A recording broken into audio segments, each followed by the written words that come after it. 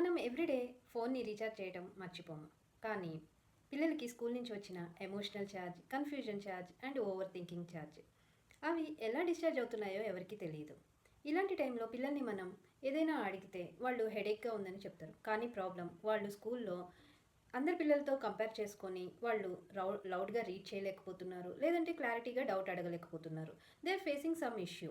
Fun and stress ఫ్రీగా చేయడం possible. కాన్ఫిడెన్స్కి charger ఉంటుంది, క్లారిటీకి షార్ట్కట్ ఉంటుంది. నేను స్మార్ట్ లెర్నింగ్ కోచ్గా వాళ్ళ లెర్నింగ్ బ్లాక్స్ని డీకోడ్ చేసి క్రియేటివ్ టూల్స్ యూజ్ చేయటం ద్వారా వాళ్ళంతట వాళ్ళు నేను ఏదైనా చేయగలను అని చెప్పేలా చేస్తాను.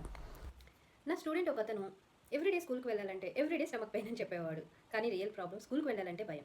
ఒక 3 weeks story based learning, table tricks and playful sessions తర్వాత కార్తీక్ స్కూల్కి ఇంట్రెస్ట్గా వెళ్తున్నాడు అండ్ క్లాస్లో కూడా వాలంటీర్గా మిస్ నేను ఇది ట్రై చేస్తాను అని చెప్తున్నాడు. ఇలాంటి ఎమోషనల్ విన్స్కి మెడిసిన్ అవసరం లేదు, కానీ వాళ్ళకి రైట్ గైడెన్స్ కావాలండి.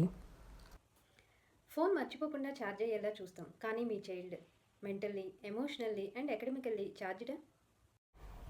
నేను మీ పిల్లల్ని కాన్ఫిడెన్స్తో, జాయ్ఫుల్ లెర్నింగ్తో ఎలా బ్లూమ్ చేస్తానో తెలుసుకోవాలంటే డిఎం మీ స్మార్ట్ లెర్నర్.